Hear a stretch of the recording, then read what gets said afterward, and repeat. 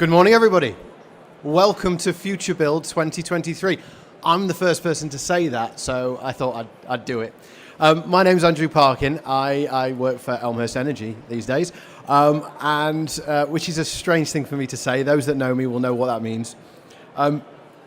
Yes, welcome. I didn't expect this many people. I thought we'd have maybe about 5 or 6 people on the front row, and we'd be talking to a couple of people from other stands. So it's really great to see everybody here so early. We've got a really nice discussion to start the day. I think it's an opportunity, while we all sort of get our heads around what we're doing here today, to ask where are we at the moment? Retrofit's been around for years and years and years. I mean, it's not a new thing. We've been doing this sort of thing for 20, 30 years now. It means different things for different people as well. We're still getting our head around what we need to do between now and whenever, 2050, 2035, wherever you draw the line. And I wanted to ask the question, are we retrofit? In the broadest sense of the word. And I've got some really, really good people with me to answer those questions. The format of the day is we've got about 7 questions to go through, which some people will be able to answer in the group here. There's ones that are a bit more broader and everybody can have a go at answering. And then we're going to throw the questions open to you in the audience, and there'll be somebody running around with a microphone. So if you've got a question, save it till the end, and then you can ask anybody in the panel, including myself, a question, and we'll try and answer it, okay? And then when we get kicked off, and you all have to go away. So that's the plan. All right. So I'll do some introductions. I've tried to be funny, because that's what I do. So I'm going to start from the top. And here we go. Hear me out on these. See how they go. Whatever he says, we're going to stick to. It's David Glew. Thank you. From Leeds Beckett University. The question, are we retrofit? Well, Richard Fitton is. So he's from Salford University. They get better. Unlike his uncle, he didn't go to China, and he isn't a crook. You see where I'm going with this, Rory? It's Rory Nixon from Surv, and the people at Elmhurst call him the guru, including all the members that he supports on Retrofit. I just call him Simon Flint because he's called Simon Flint. And I'm Andrew Parkin. Okay, so let's kick off with our first question. And I've tried to do this digitally, and it's probably not going to work. I think it's fair to say since the last Future Build, which was 12 months ago, the world has changed massively. I think at that moment in time, I think the war in the Ukraine had either just started or was about to start. That has brought about a crisis in the energy, the cost of energy, the cost of living crisis. And everybody wants to know about the energy performance of their properties, how to save money, how to make their homes more energy efficient. So the question is, are we actually retrofit? What's happening in the retrofit industry today? Are we really retrofit? And what I'm looking for is what's good, what's bad, and what's really ugly. And it's just an open appraisal of where we are at the moment. So I'm going to throw that out to everybody in the panel. Whoever wants to go first, please feel free.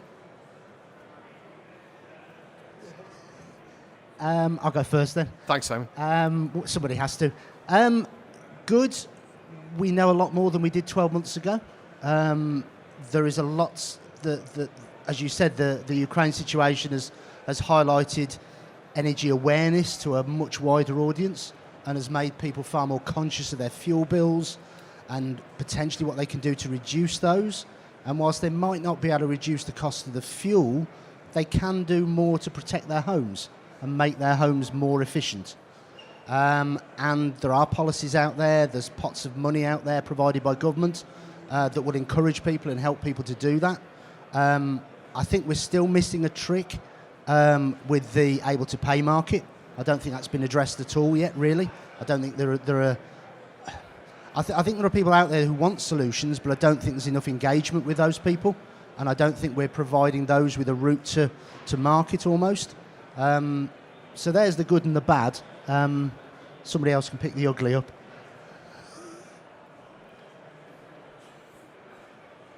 So I think the ugly, as in the things that aren't perfect yet, are we're seeing if you look at past 2035, as in publicly funded retrofit, I think we're seeing it settle down. I think people are finding a rhythm and they're getting used to doing it. But I think there's still some glitches in the system. I think there's still a lack of standardisation, which we're going to come on to, hopefully in a couple of minutes.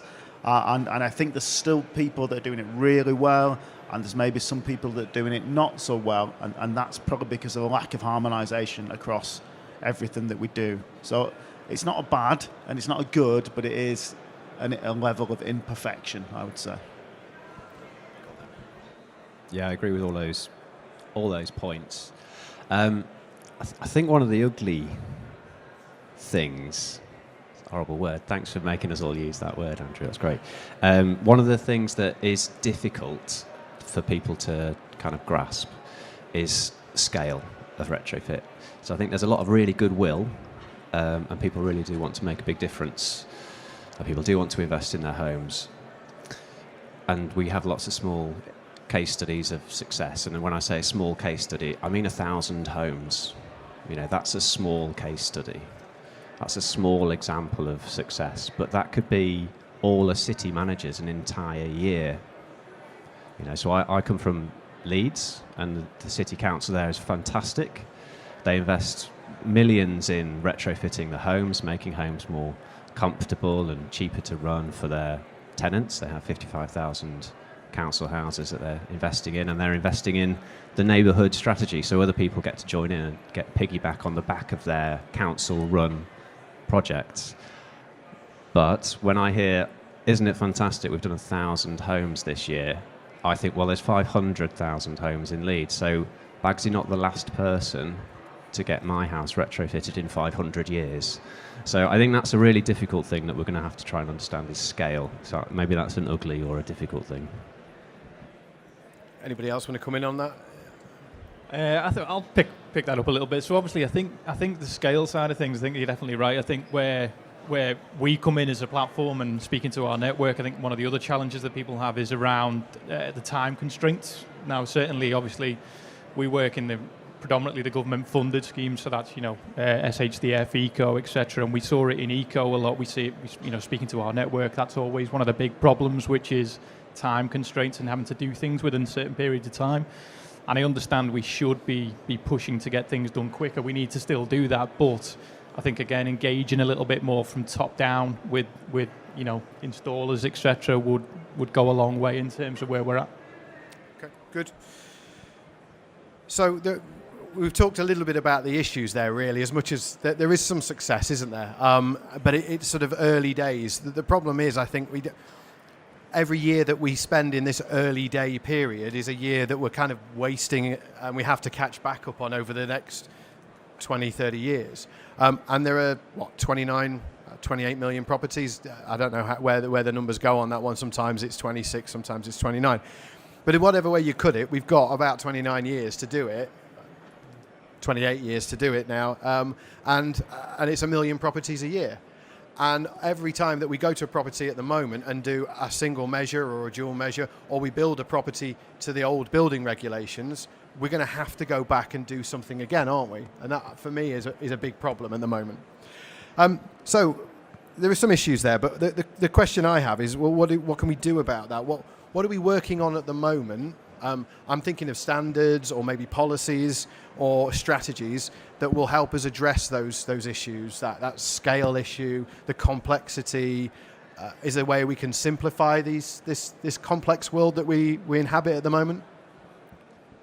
That's an open question to all again. It's an open question, but you put my name next to it, so I'll go first. I'll speak to part of it. So I think what we haven't done historically very well, and I think we can all agree with this, is before we do retrofit, is take a very good look at the building. And the retrofit assessment, as far as I'm concerned, is a key part of what we do. If you get it wrong at the beginning, it's going to go wrong at the end, no matter how good the measures are. So I think the idea of retrofit assessment has become a bit more refreshed in the last few years, because it now sits as part of the standard that we use for retrofit. So retrofit assessment probably has only been popular for the last 2 or 3 years. The standard document itself, 2035, does discussed quite well about how to do retrofit assessment, but there's gaps to be filled. And even in the standard itself, it says this will be replaced by a standard. For my sins, I'm the chairperson of that standard, working with Andrew and probably several others that are around the building as well. Industry, academia, and NGOs and everyone else with a vested interest in getting retrofit right. So we've taken the 2035 text, if you like, dismantled it and put it back together, but with a great deal more detail in it. And I think we can safely say that standard will probably be out this year, probably the back end of this year. It will be consulted on, it will be agreed with industry and vested interest and other parties. And then we should have a really kind of steady place in terms of the assessment of buildings, where we see that happening to a good standard at the moment. It's leading to good retrofit, and there's lots of casework to suggest that. But I think when we get the standard written, and it's basically got about 8 components, the good news is you stick around for the next session. There's a full set of slides about it, and they're absolutely riveting. The other good news is it's actually going quite well. Retrofit assessment is kind of without a great deal of contention. A lot of people agree that it should be done, and it should be done to a good standard. So we're not really up against it. So hopefully that will come to fruition, and there'll be a really good standard, and there's good people on there. So you've got people like the RICS on there, you've got heritage bodies, accreditation scheme, manufacturers, installers.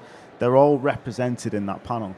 So we should have hopefully a kind of really good overview of what we need at the beginning.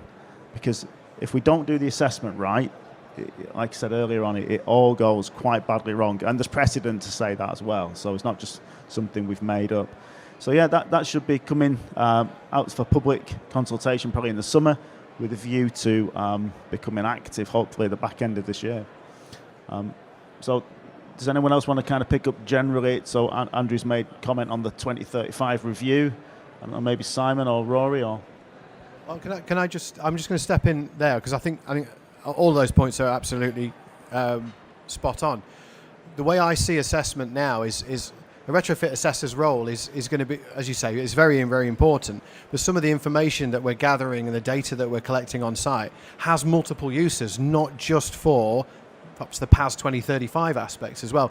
Is there a way that we can make an assessment really, really work for both the PAS and also for whatever process is involved in retrofit, and therefore maybe even simplify the process? Make it a little bit easier, less people going to site, that sort of thing? Yes, I think you can. You need to upskill the assessors who are going to do that. You need to upskill the people who are going to collect that data. The fundamental building block is the DEA qualification. Everybody currently who's a retrofit assessor has to be a domestic energy assessor. That role is in the process of being revamped, if you like, with the introduction of RDSAP 10, hopefully later on this year. So the building blocks of an EPC are going to be upgraded. And clearly there's going to be a new standard for retrofit assessment. That, I am sure, will require some upskill for those people that are already trained. There is a basic standard that all the accreditation bodies work to. We've built the training around the current requirements of PAS. But like any workflow or work body of people, there are varying standards within that group of people. You know, you have any 1,000 people, you're going to get some very good, you're going to get a lot in the middle, you're going to get some who could do with a bit more training. And it's about raising the bar and making those people all of a standard that they're going to be able to contribute, provide good quality information, and not just within PAS, as you said. PAS is a requirement for a funded scheme. The majority of people do not qualify for anything in there, but their properties are still going to have to be improved.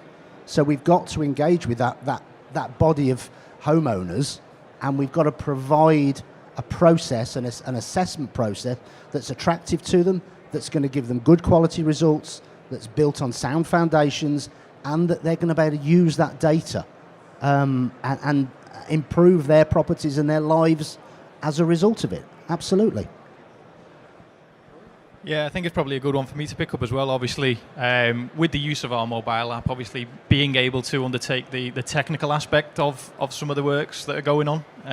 So I think, again, the number of appointments and things like that with the customer, I think, is definitely sometimes a put off in a sense, because they're thinking, oh, I'm going to have 1, 2, 3, 4 in some cases appointments, people coming to my property. I don't think they really want that. So again, it's whether, DEAs, retrofit assessors, and then even the picking up the kind of technical side to it, or even the other way around, people who are gas safe potentially, or whatever it might be, they're looking backwards and thinking, do I maybe need to pick up that retrofit assessor side of things? So again, it's through the use of technologies, not just like ourselves, our mobile app, but others as well, you can do those things. So again, it's looking at innovative ways to make sure that people can access that type of stuff.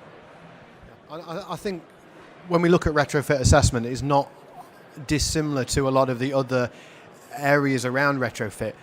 The market's going to, or needs to grow, and it can't grow without good people in it, and a good number of good people in it as well. So I hear an awful lot about, when we were looking at DEA and how many DEAs there were, and the costs and the price of EPCs going down and down and down because it was oversupply. I think we're almost in the opposite situation now. The market needs to expand and expand quickly, and we need to be able to address that need in the industry. So I think you're right. I think they're going to come from all parts of our world. There's going to be no one qualification that everybody has to have. I think we're going to have chartered surveyors getting involved. I think we're going to have installers. We're going to have gas safe engineers, architects, you name it. Anybody to do with buildings, I think is going to be involved in retrofit in some way, and more likely than not involved in some form of assessment of a property. And I'm really excited by that, because it's going to bring a lot of innovative approaches and a lot of new ideas into our market, new ways of doing assessments as well. So, looking further down the line, I think we're going to be looking at better, more accurate and more simple ways of doing our job, letting computers take over a little bit of the heavy lifting, and we can do the grey, the shades of grey bit, the bit that requires the squishy human being, and they're making good decisions based upon lots of information. So I think that for me is where it's going. Do we need to do things differently for the funded and the non-funded routes then? I heard about able to pay market. I'll be the first to say I don't like the phrase able to pay, simply because I fall into that bracket, and I'm not able to pay for retrofit at the moment. So what do we need to do to engage with the able to pay, your standard owner-occupier situation, and do we need to do things differently for that market? Yes. Will that do? Do you want to expand a little bit? No, well, we need to engage with them. We need to have a process and an assessment offering that shows them the benefits of it and shows them how they can improve their properties. You're right, able to pay is a weird phrase. It simply means a non-funded route, and the majority of properties don't, or majority of occupiers don't fall into that category. But we do see some engagement from lenders, for instance, who are coming on board now and are talking certainly to accreditation bodies, to Trustmark, about adopting the PAS standard, because that's seen as a process that offers some assurance of quality, and I think that's really important. If we're going to expect people to put their hands in their pockets and pay their own hard-earned money to improve their property, we've got to show them what they're going to gain for that. We've got to give them good value for money. We've got to ensure the people who work in that structured process are trained, they're qualified, they act in a professional manner, and they give good results, and they give usable data. And so the money the homeowner does invest is invested wisely. It's always seemed a little weird to me. One of my colleagues at the moment is buying a new house, and she's seen this property twice. She saw it for 30 minutes the first time. She saw it for 25 minutes the second time. She's put an offer of £210,000 in for it. She's been accepted, and by her own admission, she would have spent longer buying a pair of jeans. She would have tried more pairs of jeans on. She would have spent longer investing 30 or 40 quid in a pair of jeans than people spend in the time that it takes them to buy a house. It's a lifelong investment, And we've got to ensure that when people put money into that investment to protect it and to improve it, that we make sure they're doing the right thing and we give them all the right tools to ensure that the money they invest is spent for the benefit of them as their homeowners at the time they're at the property, but also for the longer term benefit of the property. So future owner occupiers of that dwelling will also see a benefit for it. That's great. I've got a couple of things. So the owner occupier versus the funded route. So the funded route comes with an insurance-backed guarantee when you go through the PAS system, through Trustmark, etc. So when we do things differently, I think that's a really important part of the conversation is the customer protection. So don't have a two-tiered system where if you're paying it for yourself, you've got no insurance-backed guarantee if things go wrong. So in my line of research, I get people ringing me up and saying, my cavity wall's terrible, can you come and help me out? You know, and we'll talk with government, we'll talk with, you know, the provider, who it was, if they're still in business. There's nothing we can do for schemes that weren't covered through insurance-backed guarantees. That's changed now, which is a fantastic step forward. I think offering something for non-funded retrofits without that similar backstop and consumer protection is just going to be an enormous barrier and probably a massive mistake. So that's the first point. The second point is on the able to pay term, and I guess, who is able to pay? Well, retrofitting homes isn't really a financially sensible decision. That's a controversial statement, number one. Is it 11 o'clock yet? So most retrofits probably won't pay back in any kind of reasonable, rational economic actor type, fundamental economics decisions, which is probably why it doesn't happen right now, amongst other reasons. So I think there's it is a social need, and it's not a financial kind of discussion. It's beyond that. It's bigger than that. It's the standard of your house. How long is your house going to last? It's the quality of your life and all of those sorts of things. For the thermal comfort, people being literally dying in cold homes. Those are the arguments and discussions we need to be making. So if it's not a rational market product, it requires long-term financial support from policy.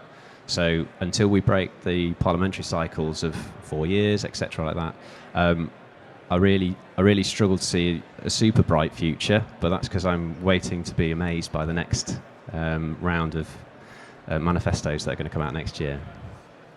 I think we're all waiting for that. What do you think then? I mean, this isn't a question that's on the page, but what do you think we need to see from a future strategy, set of policies? Are we looking for a joined up, seriously cross-party 30-year plan for retrofit? Is that what we need? I'll be super quick. I just think it needs over a decade's worth of commitment, and then industry will sort themselves out. Anybody else on that at all? Not really. I think, again, it just comes down to policy, doesn't it? So again, it's around jobs. Can we create more jobs in this industry, etc.? I think that's, Yeah, I definitely think there are jobs to be created, and there's economic wealth that can come from sorting out the retrofit issue. And then there's all the other benefits that we just talked about, the social benefits, absolutely. I'm just going to move on to the future now. We've talked about standards, and I want to look at sort of delivery. There's no silver bullet out there. I think we can all agree on that. The government's sort of hung half of its hat on sort of decarbonising heating and clean heating, so they're looking at things like heat pumps, and that's certainly a focus.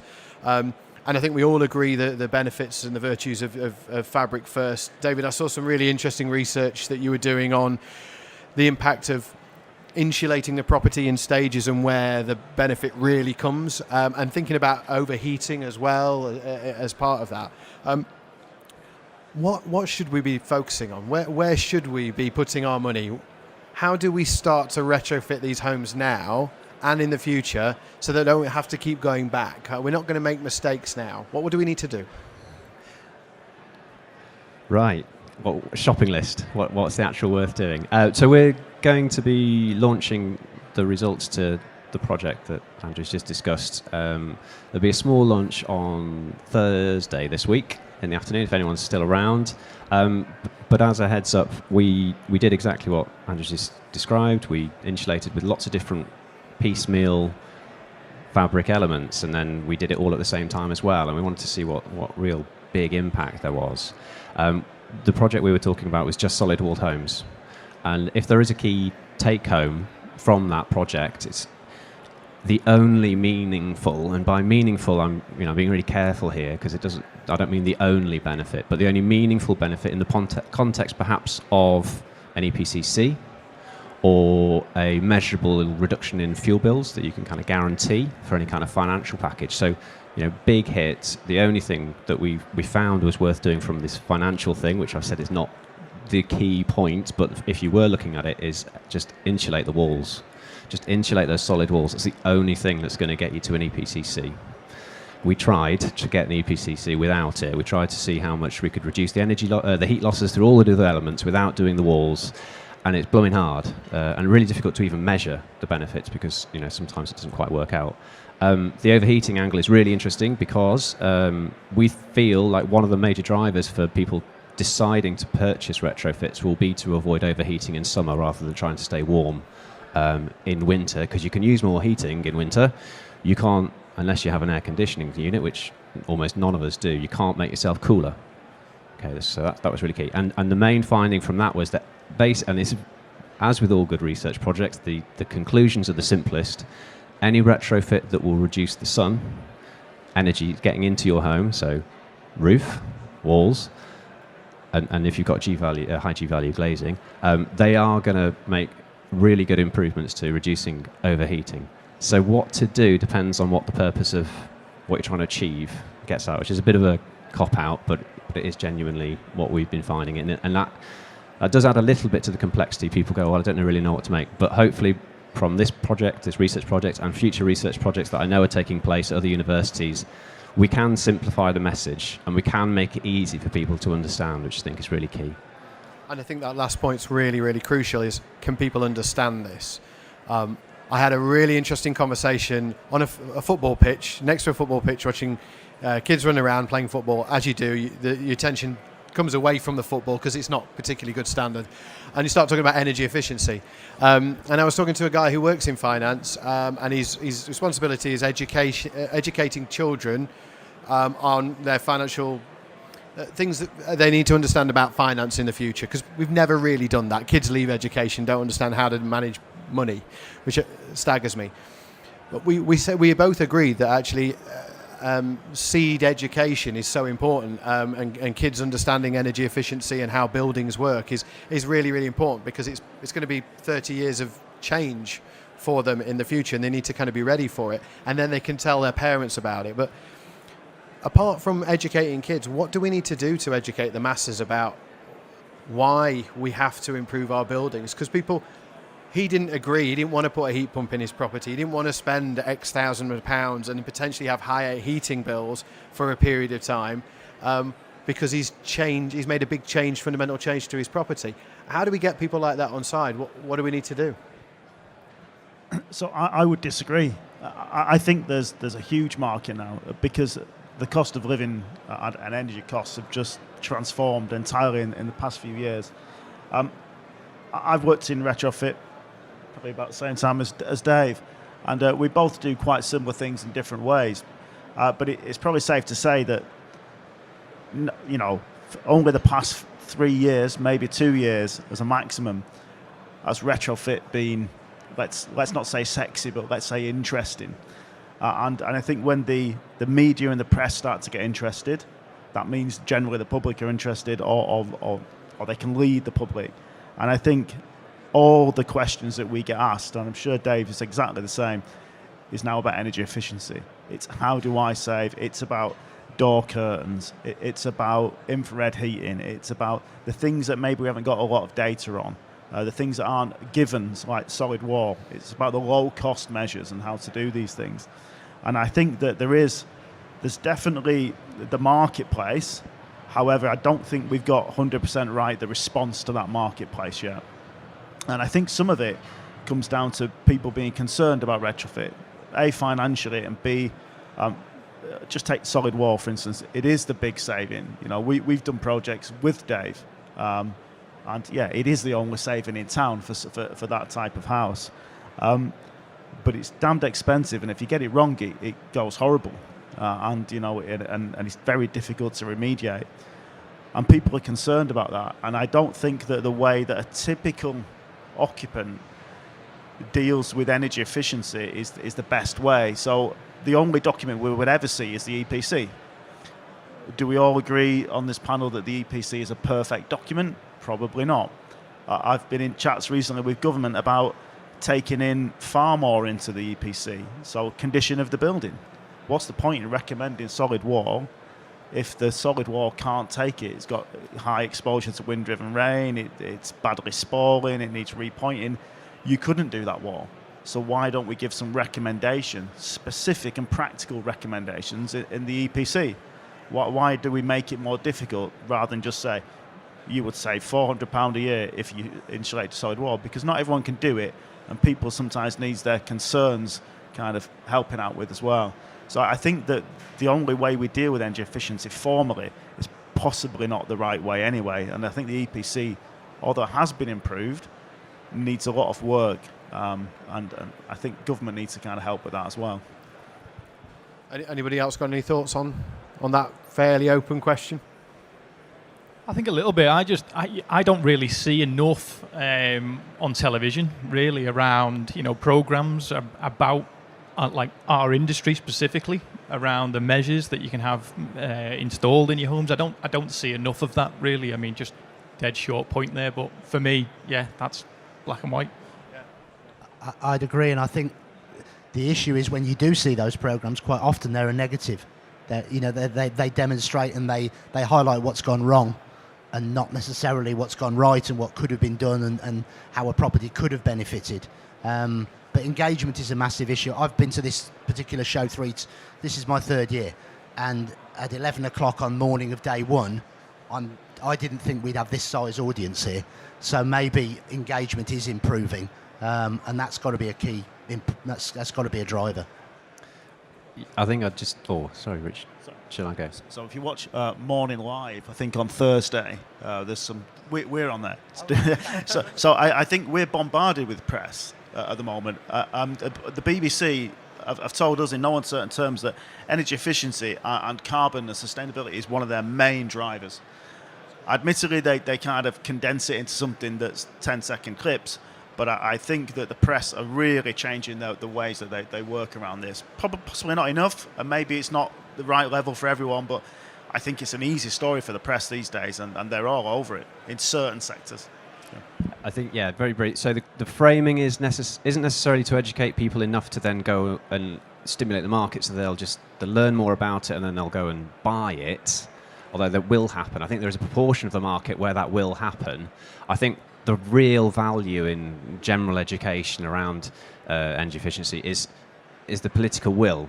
The government will get voted out if they don't, beat the other party on how much money they're going to pledge, that sort of thing. I think that level of education is probably going to be the most effective than expecting it to directly lead to more purchases of retrofits.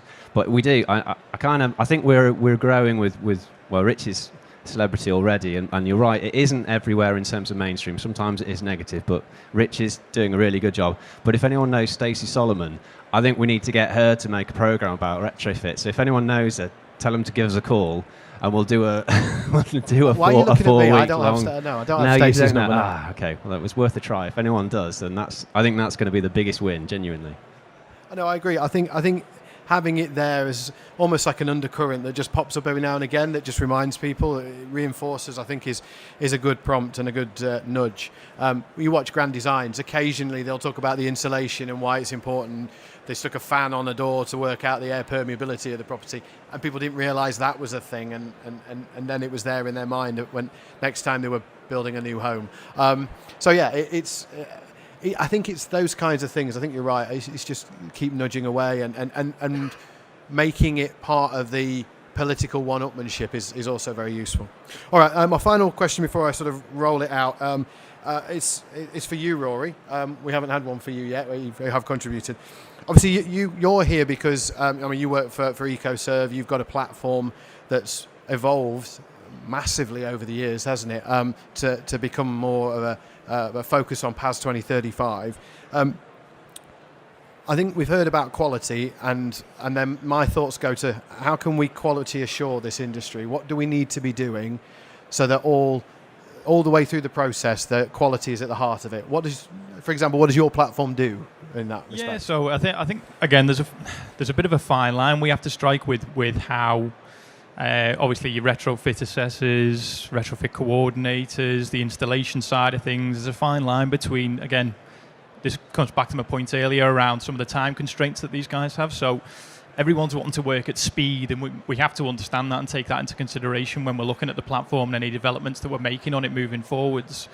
But we also have to consider the compliance, again, which is the main thing. So it's ensuring that people are doing things right, making sure that from a compliance perspective, they're covering everything off. So again, they're looking at the wet rooms, they're looking at the existing ventilation, we're making sure all that information's being gathered and captured, but we're seeing it through all the way to the end, so everything's in line. So we're just looking, as a business at the minute, we're looking more around what we've already got and just solidifying that. So again, making sure that end-to-end workflow is sort of nailed down, making sure that the end piece, when it comes to whether it be lodgement into Trustmark or whether it comes to the installer doing their bit, whether it comes to the surveyor picking up information from the retrofit assessor or the lead, it's just making sure all that information is standardised throughout I think someone mentioned standardisation earlier, but that's what, again, as a business, we're looking at more and more and more, is standardising what people have and making sure that the compliance side of things is really nailed down. So what Richard's doing in the BS 40104 standard is going to have an impact on your world, and vice versa. You should be involved in that kind of conversation because you're already starting to do it. Yeah, absolutely. So it isn't just about auditing, but auditing's a big part of it. And the way I look at PAS 2035 is it doesn't really have a beginning and an end. You do a project and you learn from that project. There's a series of projects that go through Trustmark, and Simon, you'll have seen these because we've been working together on them, where we sit down with Trustmark and they're starting to now do some really good work on what they're learning at audit and then feeding it back to the schemes. I think that's really, really important, isn't it? And we've all got a responsibility in that. What do you think? Yeah, absolutely. From a scheme perspective, from an accreditation body perspective, we have a massive focus on training, but we have a massive focus on quality assurance as well. And that's through an audit process, but not with a means to hit people with a stick. It's not a negative thing. It's about improving quality and driving quality forward. And yes, everything gets lodged in, all the PAS projects gets lodged into Trustmark. They have a desktop audit process, and they'll work really closely with the retrofit coordinators, with the installers, with the retrofit assessors, with the accreditation schemes. And everyone's aim should be about driving that standard up and improving the quality, and also ensuring that when retrofit assess, whether it be an assessor or a coordinator, whether they're talking about the design, they're making sensible and accurate and well-rounded decisions for that property, and that they can back that up, and they've got the evidence and they've got the documentation to back that up, and the work comes with the guarantees, and so the consumer ultimately has that peace of mind and satisfaction to know that the work that's been undertaken on their property has been done by people appropriately trained, appropriately qualified to do so, to the correct standard.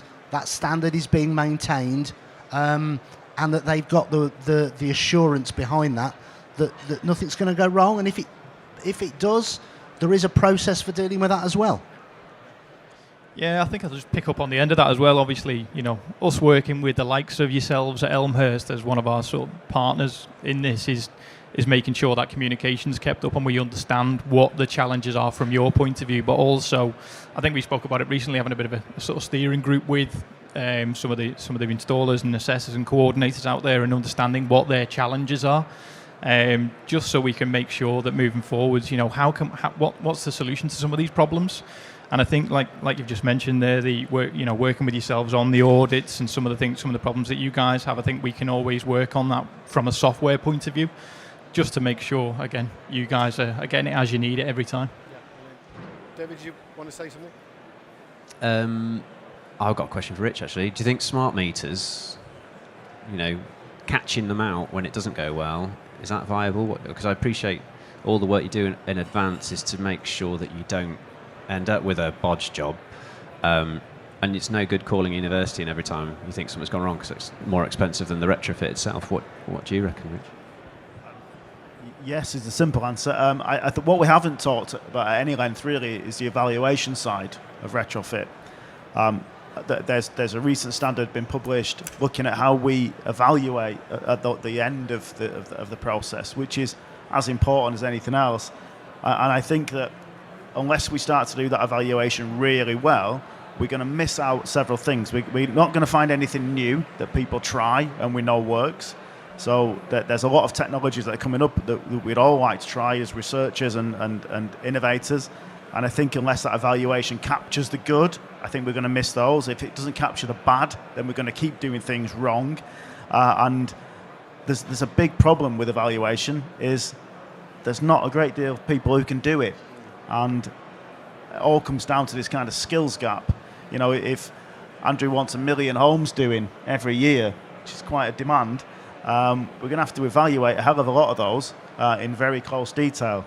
And me and Dave probably know 80% of the people who do that, and that's most of us are here. So I think if it all does ramp up really quickly, let's not forget that all these buildings need looking at very closely to make sure that all the things we're doing are correct. And I think that is maybe a big problem coming around the corner. So you heard it here first. If you want to look at a new opportunity or maybe change careers or something, evaluation seems to be a good bet. Excellent. Right, I've been given the hurry up, which means I've got less time for questions. So I am going to throw it out now. Has anybody got any questions for the group here? Oh, hell's bells. Okay. There's two people sat here together, so we'll do a 2-question. Hi, thank you. I'm Ellen Roger from Devon County Council. First of all, thanks for a really interesting discussion, although it would have been great to see a little bit more diversity on the panel.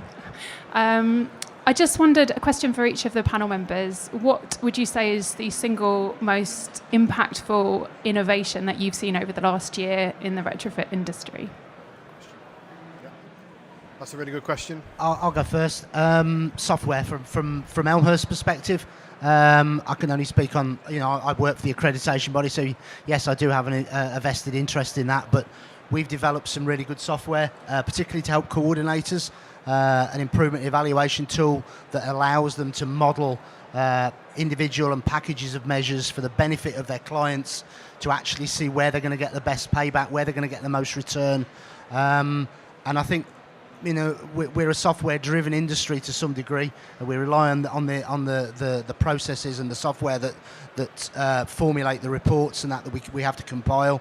And the more advancements we can make and the better we can make those, I think the better our chances of success are.